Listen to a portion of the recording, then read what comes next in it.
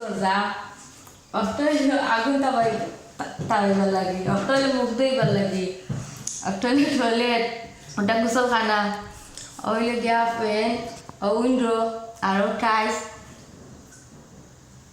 বড় কষ্ট করে লাগাইছি অসুবিধা ওকুটা তাকে দূর মারিয়ে নি ওকুটা থাকছি ওটা হইলো সিঙ্ক মুখ ধুইবার টয়লেট ইমার্জেন্সি লাগি একটু হইলো আমরা বাংলাদেশের বদনার বোতলা সিঙ্ক